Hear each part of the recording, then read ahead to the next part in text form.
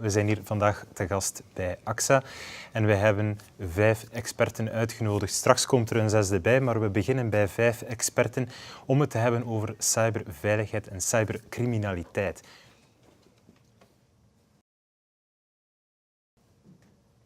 « 95% des entreprises en Belgique, ce sont des très petites entreprises. C'est le tissu socio-économique du pays.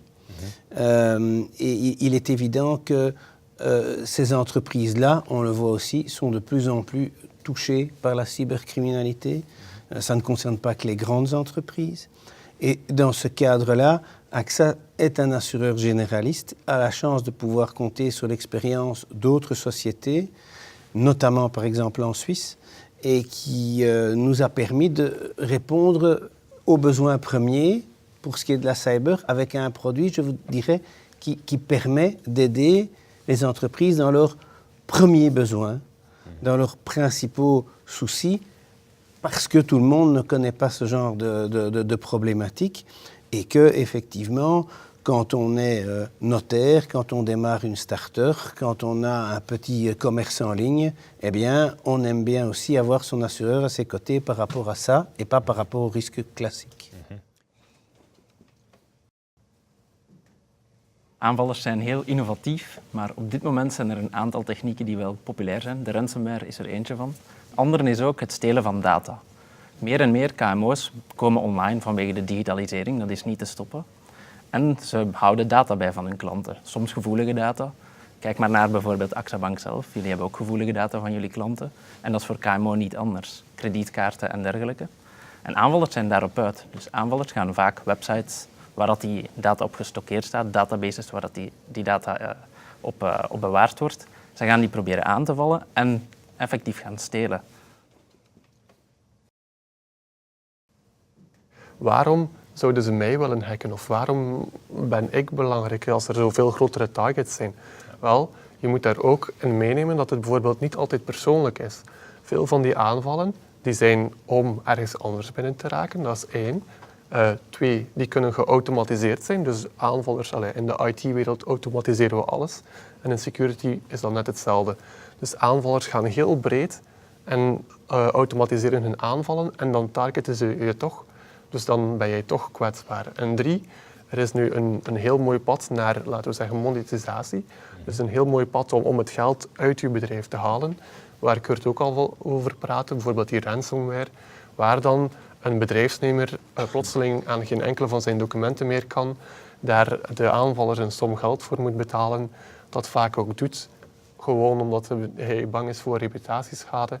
En dan dat hij niet eens een garantie heeft dat hij dan zijn bestanden wel terugkrijgt, of dat het volgende week niet hetzelfde is. Dus er is wel zeker, het is zeker zo dat ook voor KMO's is het heel belangrijk.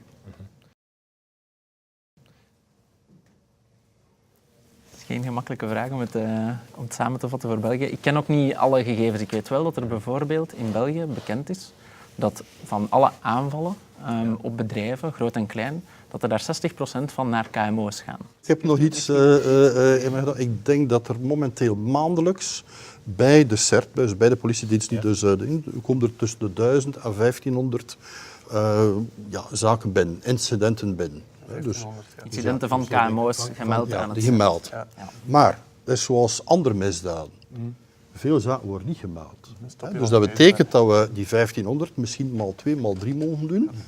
Entre 2014 et 2015, sur ce qu'avait observé le CERT, il y avait une augmentation de 30% des incidents. Et donc, ça veut dire que, même si c'est difficile de quantifier, c'est quelque chose qui va crescendo, clairement. Nous pensons que les compagnies d'assurance, AXA et les autres compagnies d'assurance, vont contribuer, je dirais positivement, à la mise en place de standards au niveau protection qui vont devoir s'élever. C'est-à-dire, une société qui n'a rien, qui n'a pas d'antivirus, on va devoir passer à une société qui a un antivirus mis à jour, et puis on va commencer aussi avec des règles organisationnelles, comment est-ce qu'on fait pour changer les passwords. Donc nous pensons que nous sommes un des acteurs qui allons pouvoir faire en sorte que un moment, il faudra un certain nombre de requirements au niveau de la sécurité des PME. Sinon, nous, on se dira, là, c'est peut-être un risque qui est trop risqué et nous n'allons pas l'assurer. We moeten de KMO ook leren een bepaald beveiligingsbeleid te voeren. Sommige KMO's doen niks aan beveiliging. KMO moet ook, zoals een grote onderneming, weliswaar in kleinere vorm, moet een beveiligingsbeleid voeren. En daar moeten we ze natuurlijk voor trainen en moeten we ze dat bewust maken. En we zijn gestart met 5 experten, 3 externe en 2 interne, maar er is ondertussen een derde interne expert bijgekomen, namelijk Marnik van Haverbeke. Marnik, welkom. Reputatieschade is vaak op langere termijn nog veel nefaster. Dus zeker, bedrijven hebben daar wel een zekere vraag naar en een zekere gevoeligheid. Ze hechten daar toch wel veel belang aan. Wel, e-protection bevat diverse luiken en gaat verzekeringen en dekkingen aanbieden rond alles wat het digitale leven betreft van die particulier, maar ook van de KMO. Bevat diverse waarborgen, maar de belangrijkste waarborg, denk ik, waar we het over gaan hebben, is het e-reputatieverhaal. Waarbij je beschermingen gaat aanbieden om de reputatie te gaan beschermen van een bedrijf of van een persoon online, in de sociale media, op het internet. De façon à ce que notre courtier, son véritable rôle, c'est avec l'information qu'on va pouvoir lui donner, lui dire, qu'il va pouvoir aller voir son client et lui dire, voilà, dans telle circonstance, eh bien, vous aurez besoin de telle ou telle chose, en fait. Donc le courtier restera toujours vraiment dans sa relation avec le client, une valeur ajoutée, et c'est là-dessus qu'on va pouvoir construire quelque chose au niveau du cyber.